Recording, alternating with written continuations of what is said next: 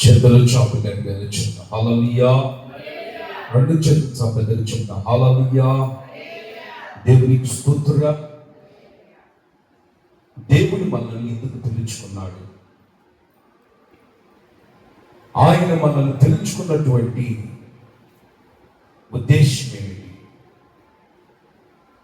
లోకములో ఎందరో తెలివితేటలు, సామర్థ్యత కలిగిన వారు, మంచి మంచి పర్పస్ జాబులున్న వారు, వీళ్ళందరినీ ప్రభు పిలుచుకోలేదు. కానీ దేవుడు మన ఎందుకు పిలుచుకున్నాడు అన్న విషయాన్ని ఈ రోజున మనం గుర్తించాలి. గుర్తించినప్పుడు దేవుడు మాట్లాడుతున్న ప్రతి ఒక్క మాట కూడా మనకి వాక్కుల ద్వారా మనకి అర్థమవుతుంది. ఎందుకంటే దేవుడు సేవకుల నోట్లోంచి మనతో మాట్లాడుతున్న ప్రతి మాట అది నీకు నాకు అవసరమైన మాటే మాట్లాడతాడు. కానీ అనవసరమైన మాటలు దేవుడు మాట్లాడాడు. అసలు దేవుడు మనం ఎందుకు పిలుచుకున్నాడు అన్న విషయాన్ని మనం గ్రహిస్తే తప్పనిసరిగా ఎప్పటికప్పుడు మనం ప్రభు సన్నిధిలో ఒక పరిశుద్ధత కలిగి, ఒక పవిత్రత కలిగి దేవుని కొరకు బ్రతకాలని, మంచి మనస్సాక్షి కలిగి జీవించాలని మనము సిద్ధపడి ఆయన రాకకి 1000 కళతో మనం ఎదురు చూసే అనుభవాల్లో ప్రభు మనం నడిపిస్తాడు. చాలా మందికి విషయాన్ని గ్రహించలేని స్థితిలో కొంతమంది ఉంటారు. దేవుడు వాళ్ళని ఎందుకు పిలుచుకున్నాడో ఆ పిలుపును మరిచిపోయి, ఆ ఉద్దేశాన్ని మరిచిపోయి, ఆ సంకల్పాన్ని మరిచిపోయి, ఆ దేవుడు పిలిచిన పిలుపుని విడిచిపెట్టి వాళ్ళ ఇష్టానుసారంగా వాళ్ళకి కాళ్ళు చేతులు ఆరోగ్యం బాగుందన్నట్లుగా అన్నీ మనకి సరిగ్గా ఇక మనకి పొందులు ఏమి లేవు అన్నట్లుగా నడిపించబడుతున్నటువంటి వారిని మనం అందరిలో కలతో చూస్తూ ఉంటాం. అయితే ఆత్మీయ జీవితంలో కుంటుతనము, గుడ్డుతనం అనేది ఏర్పడి దేవుడు పిలుచుకున్న ఉద్దేశం ఏమిటో తెలియని పరిస్థితుల్లో అజ్ఞానములు జీవిస్తూ ఉంటారు. ఒకప్పుడు యేసుక్రీస్తు పేతురు పిలిచాడు. పేతురు నన్ను ఎమ్మడించు అన్నాడు. పేతురుకు అది అర్థం కాలేదు. మళ్ళా చెప్పాడు యేసయ్య, నువ్వు నన్ను ఎమ్మడించు అన్నాడు. అప్పుడు పేతురు అడిగిన మాట ఏమిటంటే, పెద్దగా చదువు లేదు, జ్ఞానం లేదు, తెలివి లేదండి, ఇది లేదు, పామరుడు. అప్పుడు పేతురు, మీరు నన్ను ఎమ్మడించమంటున్నారయ్యా, మిమ్మల్ని ఎమ్మడించమంటున్నారు మీరు నన్ను. అప్పుడు యేసుక్రీస్తు అన్నాడు, నేను నన్ను ఎందుకు ఎమ్మడించమని చెప్తున్నాను తెలుసా? ఎందుకు నేను నిన్ను పిలిచాను తెలుసా? నేను నిన్ను మనస్సును పట్టి జాలర్లుగా చేయాలని నేను అందుకు నిన్ను పిలుచుకున్నాను. దేవునికి స్తోత్రం. దేవుడు మనం ఎందుకు పిలుచుకున్నాడు అనే విషయాన్ని మనం ఈ రోజున గ్రహించాలి. ఒక చిన్న వాక్యాన్ని మనం చదువుకుందాం. మొదటి దశలోనికి రాసిన పత్రిక చూద్దాం. బైబిల్లో వచ్చాడు. మొదటి దశలోనికి రాసిన పత్రిక దయచేసి పౌలు భక్తుడు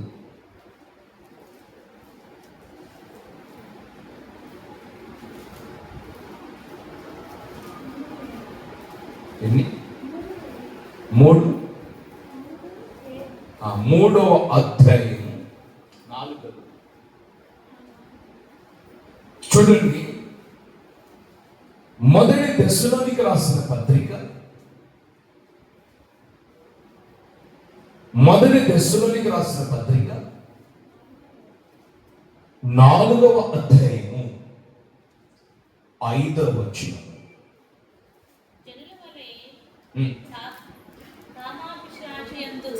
ఏడవ వచనం. మరొకసారి చెప్తాను, చాలా జాగ్రత్తగా ఉండండి. మొదటి దశలోనికి రాసిన పత్రిక 4వ అధ్యాయము 7వ వచనం. మనల్ని పిలిచెను గాని అపవిత్రులుగా ఉండటకు పిలవలేదు. చాలు. దేవునికి స్తోత్రం చెప్పండి. హల్లెలూయా. పరిశుద్ధుల అగుచుని దేవుడు మన పిలిచిన కానీ అపవిత్రుల అగుచుకు దేవుడు మనను పిలవలేదు. చాలా మందిని మనం చూస్తే మారుమనసు పొందమని పొందుతారు. బాప్తిసం తీసుకోమంటే యేసు రక్తములో బాప్తిసం తీసుకుంటారు. ఆత్మచేత నింపబడమంటే ఆత్మచేత నింపబడేటట్లు కొంతమంది నడిపించబడతారు. మరి కొంతమంది ఆత్మచేత నింపబడుకునే వాళ్ళు కొంతమందిని మనం చూస్తాం.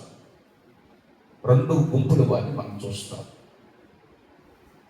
అయితే ఇక్కడ గమనించండి, దేవుడు మనం ఎందుకు పిలుచుకున్నాడనే విషయాన్ని మరిచిపోయి కొంతమంది అసభ్యకరంగా ప్రవర్తించడం ప్రారంభిస్తారు.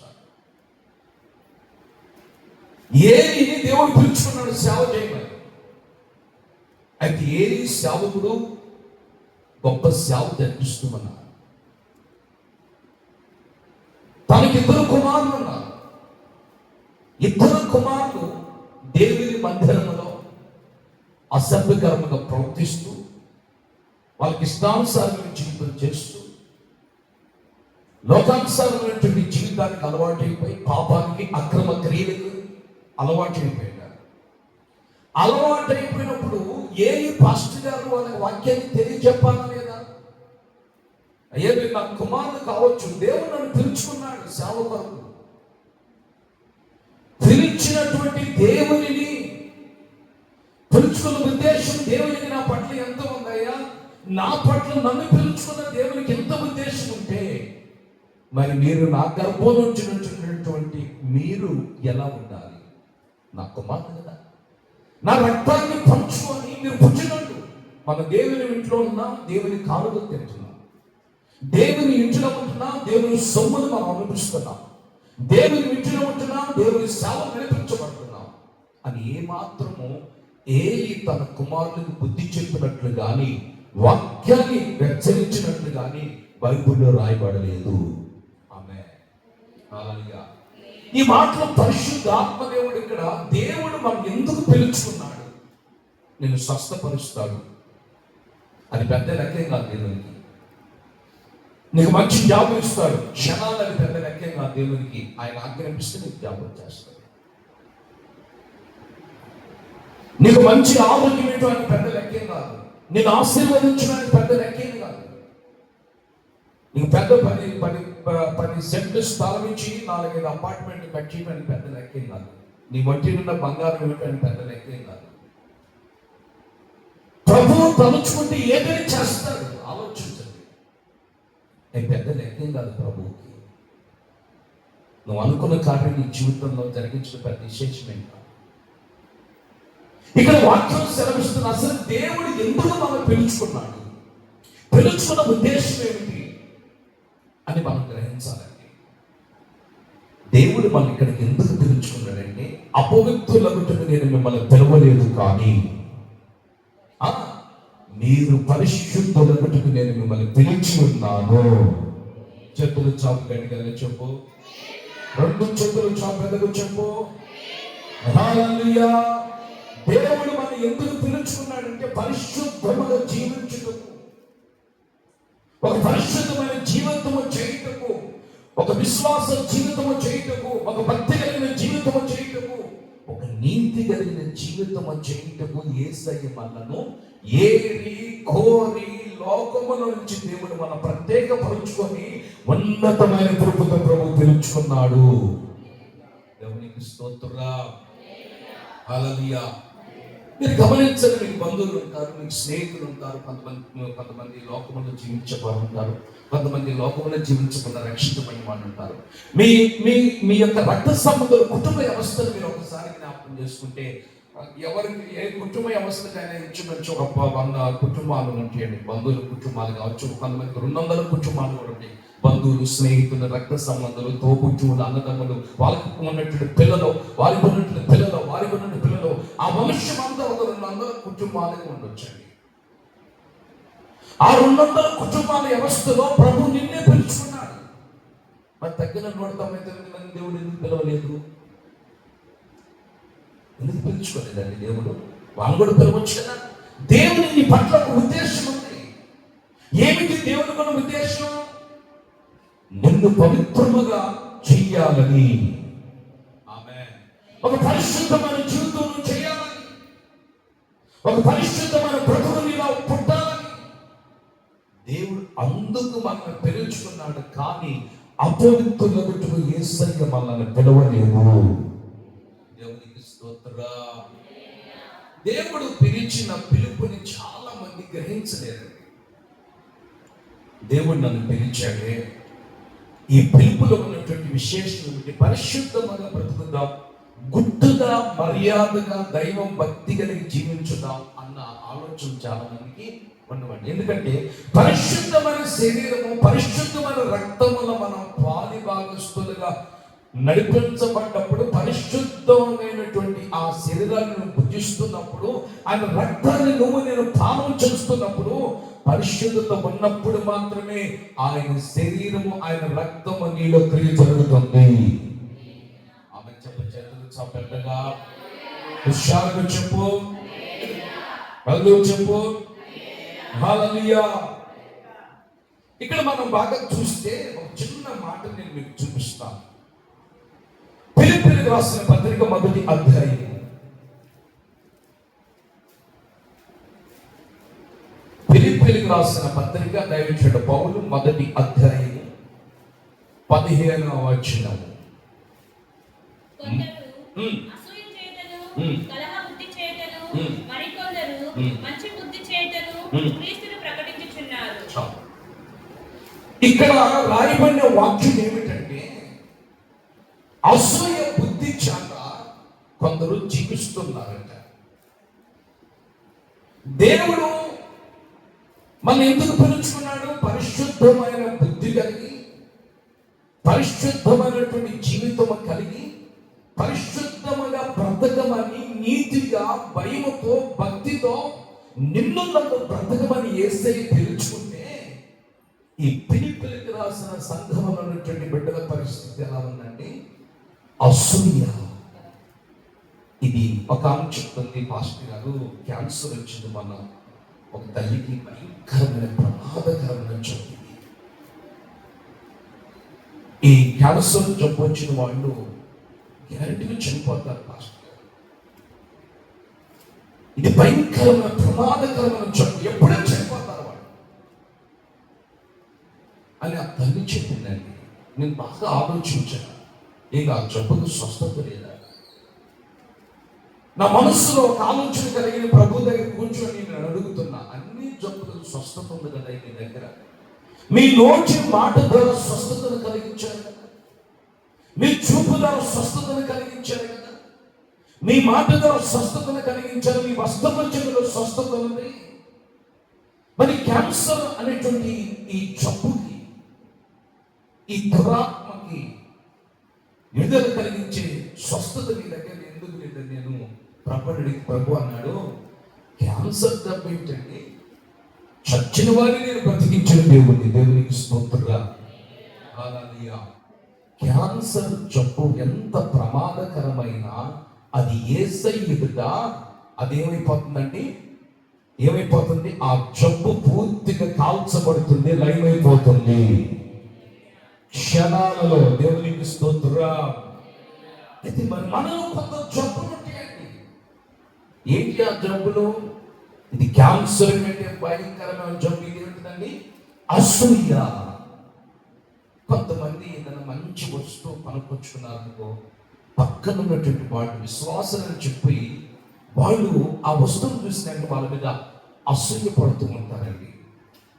అసూయకి గురైపోతూ ఉంటారు.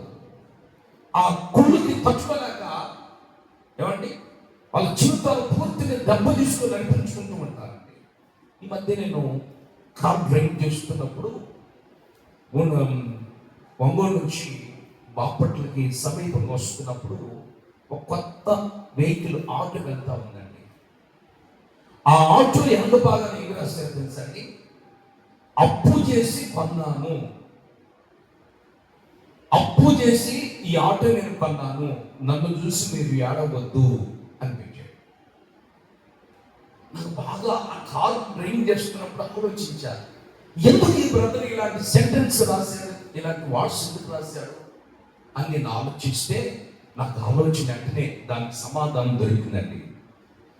నేను అప్పు చేసి కొన్నాను కాబట్టి నన్ను చూసి మీరు ఏడవద్దు అన్నాడు. మంచి మాట రాసుకున్నాడు. అంతమంది అసూయ బుద్ధి తేడుస్తారు. వీడు నిన్న కాక మనం వచ్చాడు, వీడు అప్పుడే ఎదిగిపోయాడు, అప్పుడే ఆ ఆటో కొన్నాడు, అప్పుడే జాబ్ వచ్చేసేసింది, అప్పుడు ఇల్లు కట్టేసేసాడు, అప్పుడే పిల్లలు మంచి స్థితిలో ఉన్నారని కొంతమంది అసూయ బుద్ధి ఉంటుంది.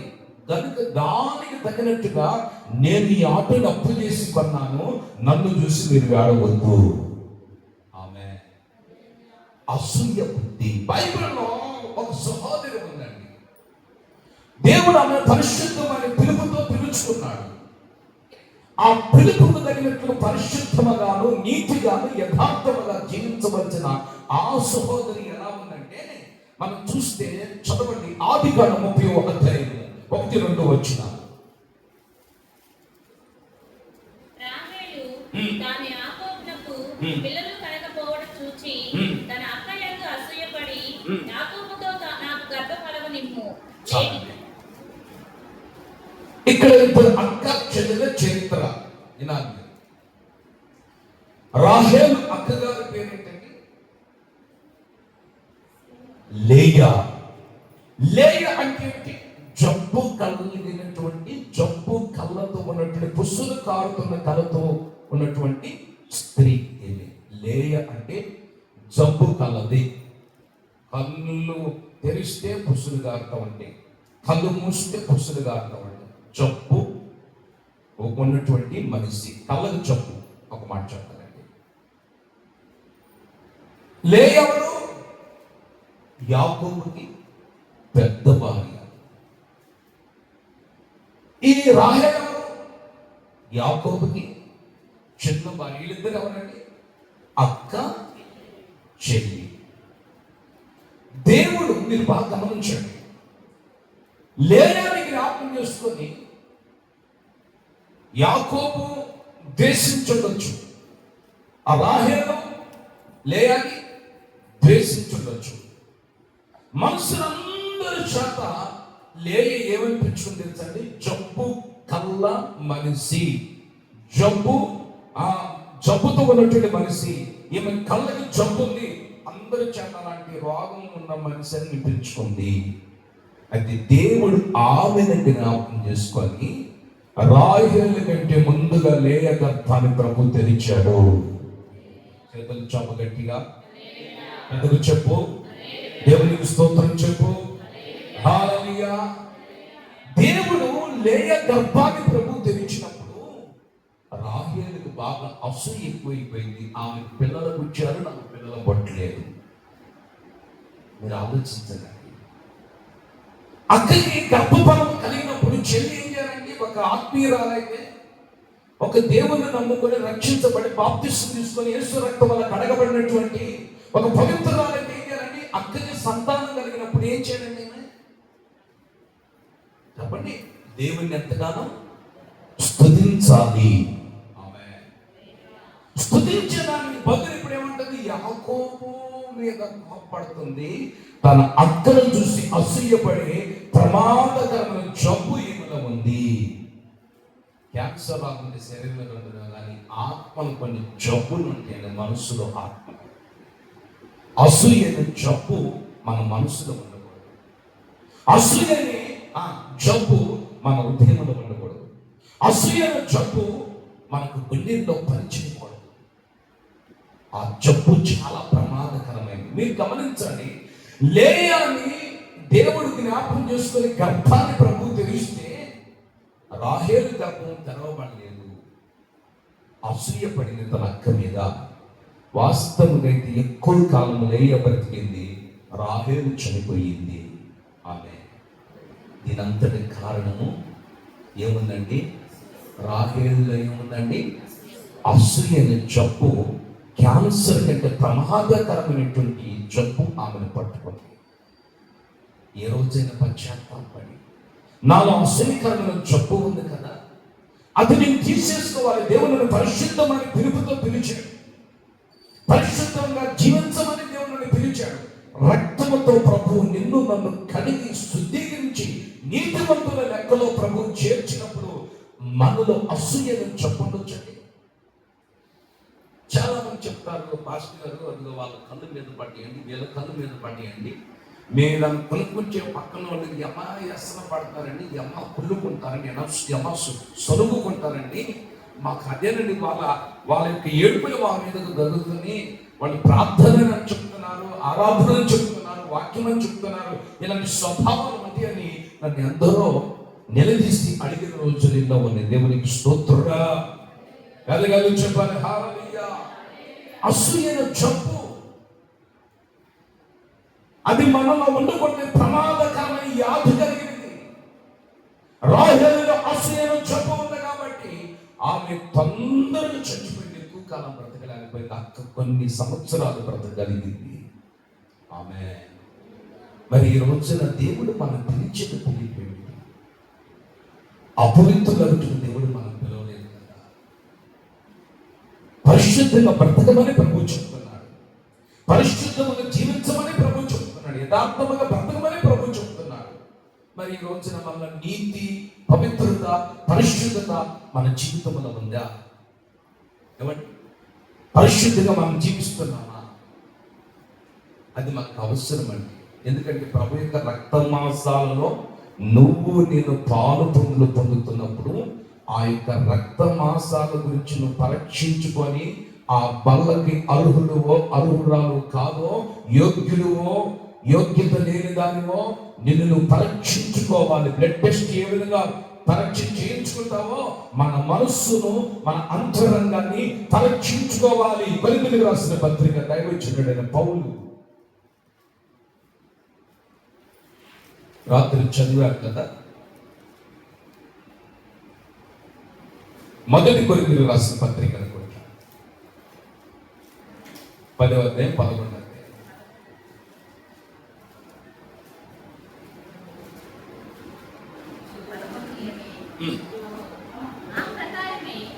ఆ ప్రకారం వినండి, చాలా జాగ్రత్త. ఆ ప్రకారమే భోజనమైన పిమ్మట ఆయన పాత్రను ఎత్తుకొని, ఈ పాత్ర నా రక్తము వలనైన కొత్త నిబంధన, దీనిని మీరు పాత్రలోనికి చేతులు పెట్టి త్రాగినప్పుడల్లా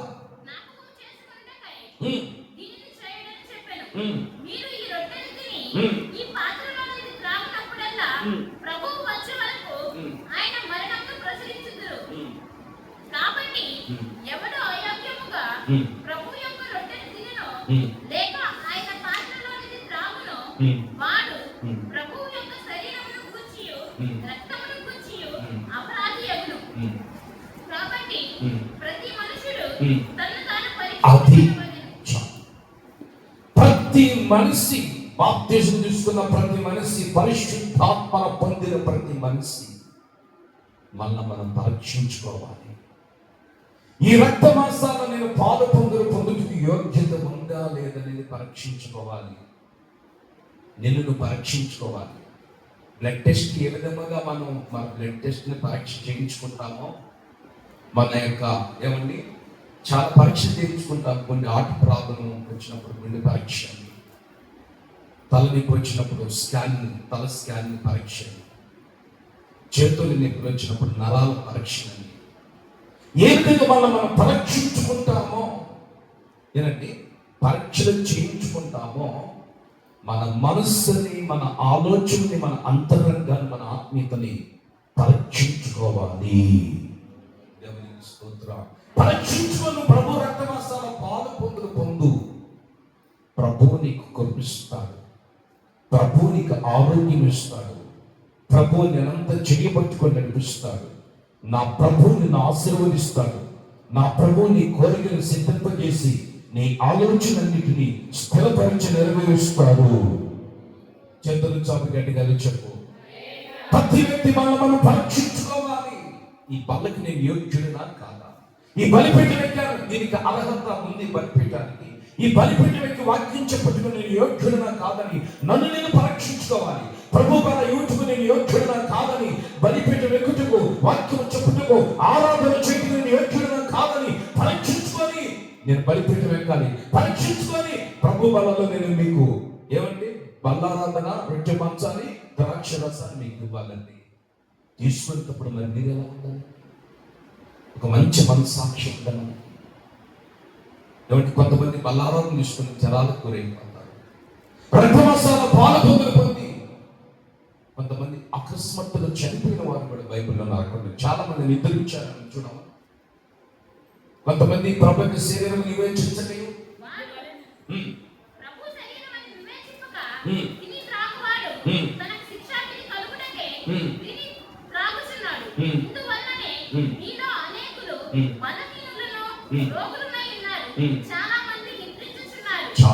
చాలా మంది చనిపోయారండి. ప్రభు యొక్క రక్తమాంసాలు వివేచించగా ఇది ప్రభు యొక్క రక్తమే, ప్రభు యొక్క శరీరమే, ఇది పరిశుద్ధమైంది, ఇది పవిత్రమైంది. ఈ రక్తమాంసాలను నేను పాలు పొందడానికి యోగ్యుడునా కాదని పరీక్షించుకో. వాక్యము ద్వారా ప్రభు నీతో మాట్లాడుతున్నాడు, నాతో మాట్లాడుతున్నాడు. కనుక ఈమెదేముందండి, రాహేలు ఏముందండి, తల్లి గారి అసూయని ప్రమాదకరమైన జబ్బు ఈమెలో ఉంది. కనుక తక్కువ కాలం బ్రతికింది, ఎక్కువ కాలం బ్రతికింది, ఈమె చనిపోయింది. అసూయ అది మనం పొందకూడదండి. దేవుడు ఎవరికి ఇచ్చిన దీవెన ప్రకారం వాళ్ళు నడిపించబడతారు. ఎవరికి ఇచ్చిన కృపను బట్టి వాళ్ళు నడిపించబడతారు. ఎవరికి ఇచ్చిన దీవెనలో ఆశీర్వాదాలు దాని ప్రకారం నడిపించబడినప్పుడు ఒక వ్యక్తి దేవుడు సన్నిధిలో ఆనందకరంగా జీవిస్తూ ఆశీర్వాదకరంగా ఉన్నప్పుడు ఆ వ్యక్తిని చూసి మనం ఎంతగానో ఇంకా ప్రభువును స్తుతించి ఆ వ్యక్తి పట్ల ఎంత కార్యం చేశాడని ఆ వ్యక్తిని ఆ ఆశీర్వాదానికి యోగ్యుడిగా నిలబెట్టుకుని కృపదయించమని మనం ప్రార్థన చేయాలి. కానీ అసూయ మనలో పండుకూడదండి. ఇది ప్రమాదకరమైన జబ్బు. దేవునికి స్తోత్రం. చంద్రపతి గడిగలు చెప్తాం.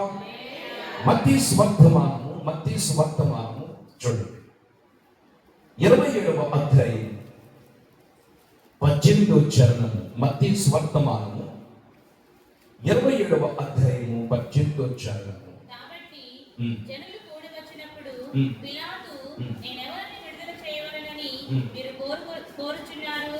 బరబ్బనా లేక క్రీస్తనబడిన యేసునా అని వారిని అడిగాను. ఏలయనగా వారు అసూయ చేత ఆయనను అప్పగించరని అతడు ఎరిగి ఉండేది. చాలు. ఇక్కడ పిలాతు ఎవరు? ప్రధానమంత్రి. దేవునికి స్తోత్రం. గవర్నర్.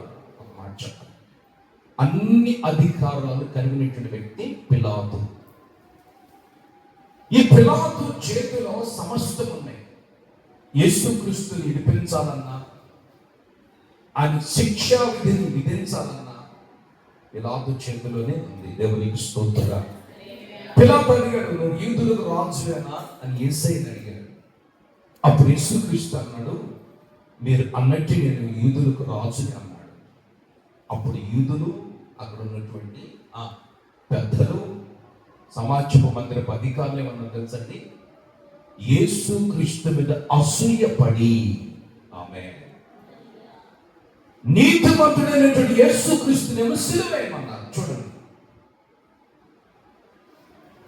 బరబ్బా అనేటువంటి దొంగపోటు, దొంగ వ్యక్తి, ఖైదీ, బరబ్బా అనేటువంటి ఖైదీనేమో విడుదల చేయమన్నారు. చూడండి, కారణం దేని చేత మాట చెప్పారు? అసూయ. అది యూదులు ఈ రోజు ఎందుకు నిద్రపోలేకపోతున్నారు చెప్పండి. యూదులు యెరూషలేము చుట్టూరు ఎందుకు ఇలాంటి ఘోష? పిల్లలు చనిపోతున్నారు, చాలా మంది చనిపోతున్నారు, రక్తపు మడుగులు కొట్టిపెట్టినడిపోతుంది. కొన్ని పెద్ద పెద్ద స్టేట్లు అండి, పెద్ద పెద్ద అపార్ట్మెంట్లు, పెద్ద పెద్ద భవనాలు, శిఖరాలు, ఒక్కొక్క ర్యాక్కి వదిలితే దాని కింద పడి చచ్చిపోతున్నారండి. మొత్తం శ్మశానమైపోతుందండి. దీని అంతటి కారణం యూదుల యొక్క అసూయ వలన. దేవునికి స్తోత్రం. నీతిమంతుడైన యేసుక్రీస్తుని వినిపించమని చెప్తే వారికి ఇలాంటి పరిస్థితి వచ్చింది. యేసయ్య మీద అసూయ. చూడండి, ఇది భయంకరమైన ప్రమాదకరమైన జబ్బు. ఈ రోజున దయచేసి ప్రార్థనలు నడిపించబడుతూ శుద్ధీకరణ కొడుకులు కొనసాగించబడుతున్నట్టు దేవుని బిడ్డలారా, నీకైనా నాకైనా అసూయని ప్రమాదకరమైన వ్యాధిని నీలోంచి నా నుంచి తొలగించుకోవాలి. చేతులు చాపు గట్టిగా చెప్పు హల్లెలూయా. అది నీలో నాలో ఉండకూడదు, ఆ వేర్లో కూడా ఉండకూడదండి అసూయ. చూడండి, అందుకనే యేసుక్రీస్తు మీద యూదులు అసూయపడి ఆయనని ఎవరికి ఏమండి దేనికి అప్పగించారు? సిలువకి అప్పగించారు. దేవునికి స్తోత్రం. చంద్ర మీద పెద్దగా చెప్తా, హుషారు చెప్తా హల్లెలూయా. అసూయ ఈ రోజున మన జీవితంలో ఉండకూడదండి. దేవుడు మనల్ని ఏ స్థితిలో ఉంచినా, ఏ పరిస్థితిలో ఉంచినా ప్రార్థన చేసుకునేటప్పుడు మన జీవితాల్లో దేవుడు మన ప్రార్థన అంగీకరించాలి. ఇదిగో నేను నీ ప్రార్థన ఆలకించాలని ప్రభు చెప్పాలండి. పరిశుద్ధమైన జీవితం చేయాలి. కానీ ఏమండి ముద్దంతా ఏమండి మంచి ముద్దే కొంచెం ముద్దలు కొంచెం పులిసిపోయినందుకు ఆ ముద్ద ఏమైపోద్దండి? చెప్పండి, ఏమైపోద్ది? చెప్పండి. ముద్దంతా ఏమైపోద్ది? పులిసిపోద్ది. మళ్ళీ ఏ బలహీనత లేదు. చిన్న బలహీనత, అసూయని బలహీనత మన జీవితాన్ని ప్రమాదకరమైన అంచులోనికి సాధన తీసుకొని వెళ్తాడు. మీరు పరిశుద్ధంగా జీవించండి, పరిశుద్ధంగా ఉండాలండి. మన నోటి మాట, మన చూపు, మన ప్రవర్తన, మన ఆలోచనలు, మన తలంపులు, మన యొక్క ప్రార్థనా జీవితం, మన యొక్క ఆత్మీయ జీవితం పరిశుద్ధంగానే ఉండాలి. కానీ అపవిత్రతకి ఎక్కడ ఉన్న స్థానం ఇవ్వకూడదు. లోకాన్ని తీసి నీలో పెట్టుకోకూడదు. ఆలోచించండి, లోకము నీలోనికి రాణించుకోకూడదు, అసూయ నీలోనికి రాణించుకోకూడదు, శాపము నీలోనికి రాణించుకోకూడదు. ఒకవేళ అది వస్తుందంటే నువ్వు దాన్ని జాగ్రత్త పడు. పాము ఇంట్లోకి వస్తున్నప్పుడు కర్ర ఎక్కడ ఉందని బాబు, ఈ పాము ఇంట్లోకి వస్తుంది, ఇది ఇంట్లోకి వస్తుంది, చాలా డేంజర్ కదా, దీన్ని చంపేయాలని కర్ర కోసం వెతికి అది మూలనున్నా ఎక్కడున్నా ఏ కన్నం ఉన్నా దాన్ని చంపంత వరకు ఇంట్లో ఉన్న 20 మంది కావచ్చు, 10 మంది కావచ్చు, ఎవరు ప్రశాంతంగా నిద్రపోరు. ఎందుకంటే అది పాము, భయంకరమైన డేంజర్. అది కలిసిందంటే దానికి మందు లేదు, మరణమే దానికి. అని మనం దాని విషయం మనం ఎంత జాగ్రత్త పడతామో మన ఆత్మీయ స్థితిని కూడా అంత జాగ్రత్త పడి అసూయైనటువంటి ఆ ప్రమాదకరమైన క్యాన్సర్ జబ్బుని నీలో నుంచి నా నుంచి తొలగించుకొని ఒక స్వచ్ఛమైన జీవితం, ఒక పరిశుద్ధమైన జీవితం, ఒక నీతి కలిగిన జీవితం, భక్తుడుకున్న జీవితం నువ్వు చేయవలసిన బాధ్యత నీ మీద ఉంది. ఆమేన్. ఉపవాసం కూడా ఉండాలండి. చాలా మందికి అనుభవం ఉండదండి. ఉపవాసం ఉండడానికి ఇష్టపడరు, పరిశుద్ధపరచుకోవడానికి ఇష్టపడరు, నూతన పరచుకోవడానికి ఇష్టపడరు. ప్రభు యొక్క రక్తమాంసాల్లో పాలు పొందులు పొందుతున్నామంటే దేవుని సన్నిధిలో మనం ఎలా ఉండాలని కూడా ఇష్టపడరండి. కనుక నువ్వు పక్కన వైపు, ఈల వైపు, ఆళ్ళ వైపు ఆమె అట్లుంటుంది కదా, మనం ఎట్టుంటే ఏమైంది? ఆమెతో నీకు ఎందుకండి? ఆయన అట్లుంటున్నాడు కదా, నేను ఎట్టుంటే ఏమైంది? ఆయనతో నీకు ఎందుకండి? ఆ సహోదరుడు అలా ఉంటున్నాడు, నేను ఇలా ఉంచేమైంది? ఆ సహోదరుడు పాపం పాలు భావిస్తున్నావుతావా? ఆ సహోదరుడు నువ్వు ఇద్దరు కలిసి ఒకేసారి దేవుడు మిమ్మల్ని పిలుస్తాడా? ఒకడు ఎంత పడతాడు, ఒకడు ఎంత పడతాడు. ఎవరు ఆమె ఎట్లుంది కదండి, ఆమెతో నీకెందుకండి? నీ ఆత్మీయ స్థితి ఏంటి? నీ భక్తి జీవితం ఏంటి? దేవుడు నిన్ను ఎందుకు పిలిచాడు? పిలిచిన ఉద్దేశం ఏమిటి? ఆయన నిన్ను ఎందుకు ఏర్పరచుకున్నాడు? తల్లి గర్భమున పిండముగా పడకుంటే దేవుడు నిన్ను ఏర్పరచుకున్నాడు. ఆమేన్. అంటే నువ్వు పరిశుద్ధముగా జీవించాలి. ఈ అడుగు రాహేలు ఉన్న అసూయ బుద్ధి ఆమెకి దీర్ఘాయుష్ను తగ్గించింది. దీర్ఘాయుష్మంతురాలు ఉండాల్సిన ఆమె ఆయుష్ పూర్తిగా తగ్గిపోయింది. ఆమె మరి ఈ రోజున కొంతమంది జీవితాల్లో అసూయ. అందుకనే మనం బైబిల్లో సెలవిస్తున్నాం, దేవునికి అసూయ ఏమన్నదండి? ఆయన పక్షపాతి కాదు. ఎవ్వరికి తగినట్లుగా వారి నీతి క్రియలు బట్టి తగిన ప్రతిఫలం ప్రభు ఇస్తాడు. నీతి క్రియలు బట్టే ప్రతిఫలం ఇస్తానన్నాడు. అసూయ బుద్ధి కలిగిన వారికి దేవుని ప్రతిఫలం ఏమి ఇవ్వడండి, నీతి కలిగిన వారికి తగిన ప్రతిఫలం ప్రవహిస్తాడు. మళ్ళీ నీతి అంటారండి. అందుకని మన జీవితాన్ని ఎప్పటికప్పుడు పరిశుద్ధపరచుకోవాలి. మోకరించినప్పుడు, చేతులు పైకెత్తినప్పుడు, నువ్వు దేవునితో నడిపించబడుతున్నప్పుడు నీ జీవితం ఎలా ఉంది, నీ బ్రతుకు ఎలా ఉంది, నీ గమ్యం ఎలా ఉంది, నీ పరిస్థితి ఎలా ఉంది అనేది ఒక్కసారి మనం ఒక్కసారి వెనకకి ముందుకు రివర్స్ చేసినట్టుగా మన ఆత్మీయ స్థితిని ముందుకెళ్ళేటప్పుడు మనం ముందు చూపు చూడాలి. వెనకున్నప్పుడు వెనక చూపు చూస్తూ నా ఆత్మీయ జీవితం ఇప్పుడు ఎలా ఉంది, ఒకప్పుడు ఎలా ఉంది, ఇప్పుడు ఎలా ఉంది. ఒకప్పుడు నన్ను లోకము త్రోసివేసింది, ఒకప్పుడు నాకు విలువ లేదు, ఒకప్పుడు నన్ను చూసి ఎవరు కూడా వందనాలు చెప్పలేదు, ఒకప్పుడు నా ఒంటి మీద ఏ తెల్లటి వస్త్రం లేకపోవడం వల్ల అందరూ నన్ను పిచ్చోడుగా చూశారు. అయితే ఇప్పుడు నా జీవితం ఎలా ఉంది, ఇప్పుడు నన్ను ఎంతగా పరిశుద్ధపరిచాడు, ఇప్పుడు దేవుడు నన్ను రక్తంతో కడిగి శుద్ధీకరించాడు.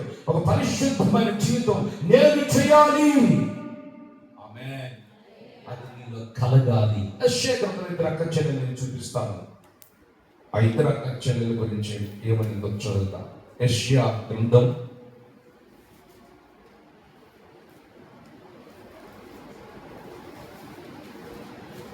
7 గట్టిగానే చెప్తున్నాను, పెద్దలు చెప్తా. హల్లెలూయా. యెషయా గ్రంథం ఇద్దరు అక్క చెల్లెలు ఉన్నారు.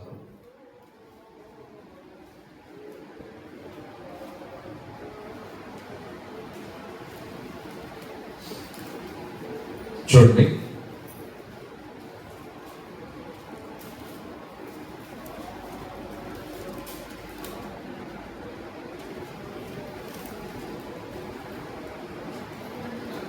ఎన్ని అధ్యాయమ్మా? 62వ అధ్యాయం.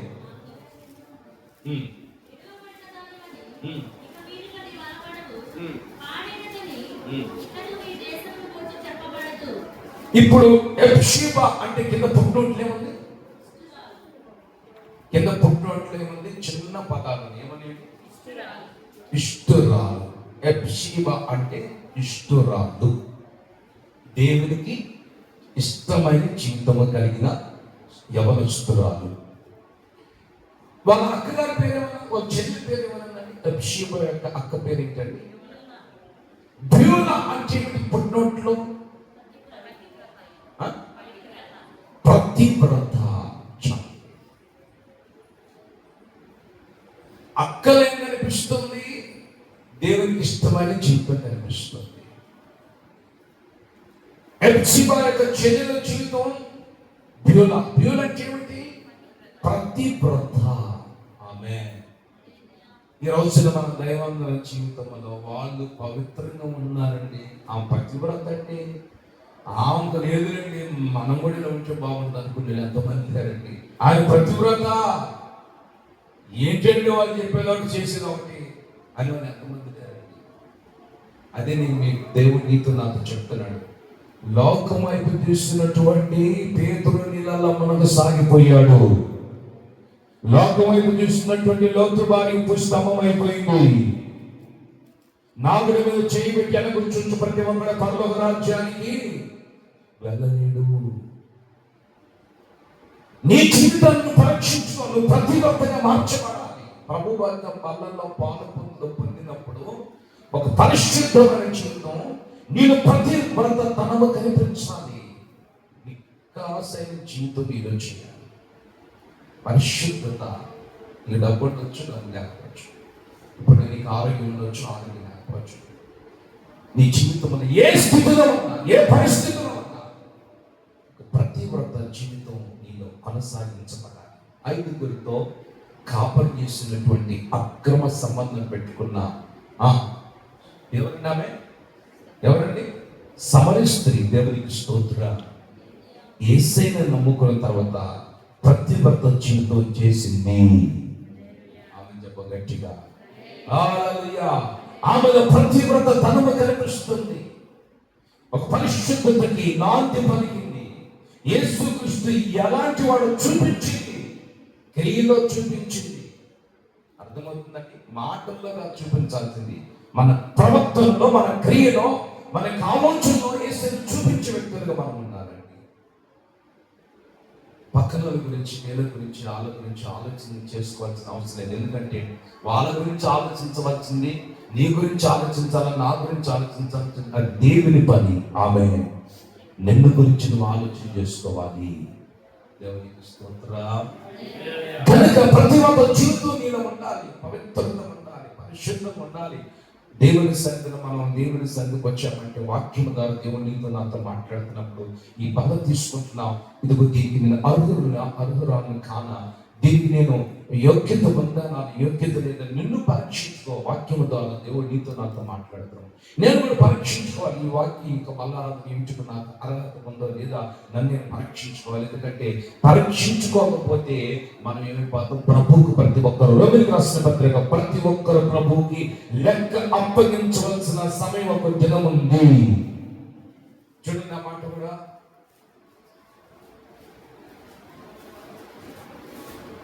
చతుర్పది గడిగలు చూద్దా, చదవండి. రోమిలికి రాసిన పత్రిక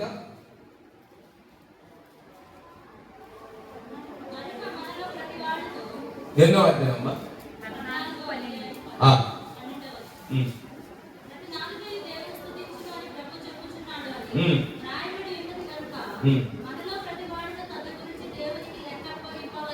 చాలు. దేవునికి స్తోత్రం.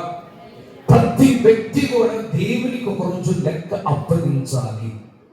అది నాకు సత్యం. నువ్వు బలారం తీసుకున్నావా? ఆ బల విషయంలో పవిత్రంగా ఉండి, పరిశుద్ధంగా ఉండి, ప్రతివర్తన జీవితం చేయకుండా ఏమంటే అసూయని ఆత్మహత్య నింపబడి బలలో పాలు పొందావా? అది దేవునికి ఒక రోజు లెక్క అప్పగించు. తప్పనిసరి.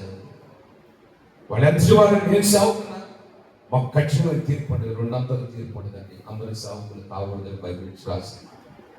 దేవుడు బలాల గురించి నిన్ను పరీక్షించుకున్నావా? మీకు ఒకంత తీర్పు అయితే మాకు 200 తీర్పు దేవుడు జడ్జిమెంట్ ఇస్తాడు, కోటింగ్ ఇస్తాడు. కనుక ప్రతి ఒక్కరు కూడా తల్లిదండ్రులు లెక్క అప్పగించుకోవాలి. కాబట్టి ప్రభు యొక్క బలలో పాలు పొందే ముందు ఈ బల్లకి నేను అర్హురాలను కానా, నేను పరిశుద్ధంగా జీవిస్తూ బాగా తీసుకుంటున్నావా, నాలో పరిశుద్ధత లేకపోతే నన్ను పరిశుద్ధపరచయ్యా, నీ రక్తంతో మరొకసారి శుద్ధీకరించు, నాలో ఉన్న ఆ కూడు, నాలో ఉన్న అసూయ, నాలో ఉన్నటువంటి ఆ చెడ్డ బీజం నీ నామను తొలగించు అని ప్రభు సన్నిధిలో దేవుని పాదాలు పట్టుకొని కన్నీళ్లు విడిచి ఆయనకి ఒక పాదపీఠమును మార్చబడాలి. దేవునికి స్తోత్రం చెప్పగట్టిగా కథలు చెప్పాలి. యేసయ్య ఒక పాదపీఠముగా మనం మార్చబడాలి, ఒక పాదపీఠముగా మార్చబడాలి. ఒక సహోదరండి, ఆమెకి చాలా అనారోగ్యత అండి. ఎంత అనారోగ్యత అంటే అంత అనారోగ్యత. నుంచోలేదు, మాట్లాడలేదు, కూర్చోలేదు, నడవలేదు, ఆహారం కూడా తెలియని స్థితి. అలాంటి సహోదరిని బాప్తిసం తీసుకుంది, అనారోగ్యతకు గురైపోయింది. ఈ రోజు రేపు చావుకు సిద్ధపడిందండి. ఆమెని 4 యవనస్తులు, మా సేవ పరిచయం జరిగిన సంఘటన 4 యవనస్తులు తీసుకొని మోసుకోవచ్చు. సిద్ధీకరణ దగ్గర కూర్చోలేకపోతుంది. మందిరం అంతా దొల్లాడుతుంది, ఓపిక నిలుస్తుంది, నోట్లోంచి మృతులు బయటకు వస్తుంది, చెమటలు కాలిపోతున్నాయి. అయినా ఆ యవనస్తులకు ఆశ, చివరి దినములన్నా నేను బలారాధనలో పాలు పొందితే దేవుని రాజ్యానికి చేరతాను కదన్న ఆశను వచ్చింది. పాపం తీసుకొచ్చారు, కూర్చోబెట్టారు. ఇక వాక్యం తిన్న తర్వాత ఏడ్చి ప్రార్థన చేసుకుంది, బాగా ప్రార్థన చేసుకుంది, పెద్ద ఏడుస్తుంది. పక్కన అంతా మనకి ఎందుకండి, ఏంటి ఏడుస్తుంది, ఆమె ఏడుస్తుంది అనుకుంటారు చాలా మంది. ఎందుకంటే దేవుని కార్యం మన జీవితంలో జరుగుతుందని ప్రభువు చేయడానికి సిద్ధంగా ఉండగా ఏదైనా పరిచయ గుంపులు సాతాను పైకి లేపుతాడు. ఆమేన్. దేవునికి స్తోత్రం. ఏలం చేసి గుంపులు సాతాను పైకి లేపుతాడు. అయినా ఆమె పెద్ద ఏడ్చండి. ఆమె ఏడుస్తూ ఒక చిన్న ప్రార్థన చేసేదా, రేపు రోజు వరకు నన్ను ఆదివారం రేపు 1 గంట 2 గంటల బ్రతికేయ తన ప్రార్థన ఏడుస్తూ చెప్తుందండి. ఆ వాయిస్ కూడా పూర్తి కట్ అయిపోయింది, వాయిస్ అంతా పూర్తి కట్ అయిపోయింది. ఆమె ఆ నోట్లోంచి మాట కూడా రాణిస్తుంది. రేపు 2 గంటల వరకు నన్ను బ్రతికి బంగారం తీసుకుంటాను నా ఆశ తప్పండి. నేను ఇంతకాలం బలారాధన తీసుకొని ఈ శాపాన్ని అనిపించాను. పరిశుద్ధత లేకుండా అపవిత్రంగా ఉండి అసూయ బుద్ధితో నేను బలారాధన తీసుకున్నాను. నన్ను క్షమించమని అన్ని ఉపయోగించుకుంటూ ఉందండి. నాకు డౌట్ వచ్చేసింది. ప్రభు దగ్గర ప్రతిదీ ఉపయోగించుకున్నప్పుడు దేవుడు తప్పనిసరిగా క్షమిస్తాడు. మళ్ళా పరలోకంలోకి వెళితే అక్కడ మనం క్షమించమని అడగటానికి కుదరదు, ఒప్పేసుకోవటానికి కుదరదు. ఏదైనా భూమి మీద బ్రతుకున్నప్పుడే మనకు ప్రభు కృపించాడు. రాత్రి బాబు శుద్ధీకరణ కొడుకు తీసుకొచ్చారు, ఇంకోటి తీసుకెళ్ళారు. ఇక తెల్లవారుజాము ఫోన్ వచ్చింది. పోనీంటి తెలుసండి అన్న, ఆ యవనస్తురాలు ఆ సహోదరి కొంచెము 2 గ్లాసులు మంచు తాగింది. దేవునికి స్తోత్రం. ఫోన్ నాకు కొంచెం ఆశ కలిగింది. చనిపోయింది అనుకున్నాను. అయితే దేవుడు ప్రభు ద్వారా ప్రభు ఆ బల్లారాధన వరకు బ్రతికిస్తారు. చేస్తున్న ప్రార్థన ఆలోచించండి. ఆమె చేస్తున్న ప్రార్థన ప్రభు బల్లారాధన వరకు బల్లలో పాలు పొందగలిగినంత వరకు నాకు ఆశమయ్య. రేపు 2 గంటల వరకు సమయం నాకు. దేవునికి స్తోత్రం. ఇక నిజంగా ఆరాధనకి తీసుకొని వచ్చారు. 9:30 ఆరాధనలో కూర్చోబెట్టారు. అయినా బాగా నీరసం అయిపోతుంది. ఇక కళ్ళు మోస్తుంది, కళ్ళు తెరుచుకుంది. కరెక్ట్గా 1:15, 1:30 ప్రభు బల్లారాధన స్టార్ట్ చేసాం. ఆమె ఆ బల్లారాధన పక్కన ఒక ఆమె ఆ శ్రమ తప్పి పడిపోతండి. ఆమె చేతిలో ఈమె కుడి చేయి పెట్టి ఆ 2 చేతులతో పట్టుకొని యేసు రక్తం యేసు రక్తం అని ఆయన శరీరము ఆమె చేతుల్లోకి దేవుడు పెట్టాడు. ఆయన రక్తం ఆమె దానం చేయడం జరిగింది. దేవునికి స్తోత్రం. ఇక రక్త మాసాల పాలు పొందిన తర్వాత ఇక చనిపోతున్నాను. ఇక నేను బ్రతుకున్న ప్రభువా నేను ఒప్పేసుకున్నాను, క్షమించు, ఇక నాకు తీసుకోమందండి. అయితే నా ప్రభు ఆ రక్త మాసాలను స్వస్థత, ఆరోగ్యం, ఆశు ఆమెకు పొడిగించెను. ఆమె ఆ రోజు ఆమె చనిపోలేదు, ఇప్పుడు బతికొంది. ఇంచుమించు 16 సంవత్సరాల క్రితం జరిగిన చరిత్ర. ఇప్పుడు బతుకుంది, ఆరోగ్యకరంగానే ఉంది. ఒక టాబ్లెట్ లేదు, ఒక ఇంజెక్షన్ లేదు, ఏమి లేదు. దేవుడిచ్చే ప్రతి నెల ప్రభు ఇచ్చే బల్లారాధన ద్వారా ఆధారపడి బ్రతుకుతుంది. యేసు రక్తము ద్వారా ఆధారపడి బ్రతుకుతుంది. యేసు శరీరము ద్వారా ఆధారపడి బ్రతుకుతుంది. ఆమేన్. ఈ రోజున మన దైవం జీవితాలు ఎలా ఉన్నాయి ఒక్కసారి మోకరించండి. చేతులు పైకెత్తండి, కళ్ళు మూసి ప్రార్థన చేసుకోండి. దశసత్తులు మోకరించండి. చేతులు పైకెత్తండి, 2 చేతులు పైకెత్తండి, కళ్ళు మూసి చేతులు చాలు. అందరూ మోకాళ్ళు వంచండి. దయచేసి కళ్ళు మూసి భయముతో భక్తితో ప్రార్థన చేసుకోండి. దయచేసి అందరూ మోకరించి ప్రభు నీతో నాతో మాట్లాడాడు. ఈ రాత్రి నువ్వు పశ్చాత్తాపడి కన్నీళ్ళు విడిచి ప్రార్థన చేసుకోబెట్టాలి. వాళ్ళు చూస్తున్నారు, వీళ్ళు చూస్తున్నారు, నన్ను వేళ్ళను చేస్తారేమని కాదు, కానీ ప్రభు నిన్ను బ్రతికించాడు. ప్రభు నీకు ఆయుష్ను పొడిగించాడు. ప్రభు నీకు ఆరోగ్యం ఇచ్చాడు. ప్రభు నీకు కృపించాడు. చేతులు చాపెట్ట క్షణం దయచేసి 2 చేతులు చాపి కన్నీళ్లతో స్వరమెత్తి గలమెత్తి నోరెత్తి ప్రార్థన చేసుకో. నీ పాదపీఠముగా నన్ను మార్చయ్యా. నాలో ప్రమాదకరమైనటువంటి క్యాన్సర్ అని నా ఆత్మక పట్టిన అసూయని జబ్బులు తొలగించయ్యా. నన్ను పరిశుద్ధపరచయ్యా. నన్ను నీతిమంతులుగా మార్చయ్యా. నన్ను నీతిమంతులుగా తీర్చిదిద్దు స్వామి. కృప చూపు దేవా. పరిశుద్ధులగుటకు మీరు మమ్మల్ని పిలిచినందుకు స్తోత్రమయ్యా. అపవిత్రులగుటకు మీరు మమ్మల్ని పిలవలేదని మీ లేఖనం ద్వారా సెలవిచ్చినందుకు స్తోత్రమయ్యా. మీరు మమ్మల్ని పరిశుద్ధపరచండియ్యా. నా ప్రభువా, మీరు మమ్మల్ని పరిశుద్ధపరచండియ్యా. నా దేవా మీరు మమ్మల్ని పరిశుద్ధపరచనయ్యా అని స్వరమెత్తి గలమెత్తి పశ్చాత్తాపడి ప్రార్థన చేసుకోండి. దయచేసి మౌనంగా ఉండొద్దు. ఏ ఒక్కరు కూడా నోరు తెరిచి ప్రభు సన్నిధిలో దేవుని సన్నిధిలో చెప్పుకో, అపవిత్రంగా నేను జీవించాను, అపవిత్రంగా నేను బ్రతికానయ్యా, నన్ను పరిశుద్ధపరచయ్యా, నాలో ఉన్న అపవిత్రతను మీరు కాల్చివేయండి, నాలో ఉన్న అసూయనే ప్రమాదకరమైన జబ్బుని యేసు నామములో పునాదులతో సహా తొలగించబడును గాక. నోరు తెరు స్తోత్రం స్తోత్రం. నోరు తెరిచి చేతులు చాపి ప్రార్థన చేసుకో. నోరు తెరు బిడ్డ, నోరు తెరు. నీ రెండు చేతులు చాపి ప్రార్థన చేసుకో. నోరు తెరిచి రెండు చేతులు చాపి ప్రార్థన చేసుకో. చేతులు చాపి చేతులు చాపి హుషారు రెండు చేతులు చాపి మౌనం ఉండగా ప్రభు సన్నిధిలో మౌనం ఉండగా. హల్లెలూయా హల్లెలూయా. స్తుతి స్తుతి స్తుతి స్తుతి స్తోత్రం స్తోత్రం స్తోత్రం స్తోత్రం. చేతులు చాప. స్తుతి స్తుతి స్తుతి స్తుతి స్తుతి స్తుతి స్తుతి స్తుతి స్తోత్రం స్తోత్రం స్తోత్రం స్తోత్రం స్తుతి. చేతులు చాప. స్తోత్రం స్తుతి చేతులు చాపండి. స్తోత్రం స్తుతి. చేతులు చాపి ప్రార్థన చేసుకో.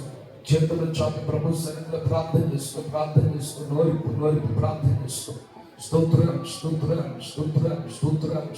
చేతులు చాపి ఎవరు ప్రతి ఒక్కరు కూడా దేవునికి లెక్క అప్పగించాలి. మనం ప్రతి వారిని నేనైనా నువ్వైనా మనమందరం ప్రభువుకు లెక్క అప్పగించాలి. కనుక మన స్థితి ఎలా ఉంది, మన పరిస్థితి ఎలా ఉంది, ఒక్కసారి చేతులు చాపి కన్నీళ్లతో ప్రార్థన చేసుకోండి. హల్లెలూయా. నోరు తెరవండి.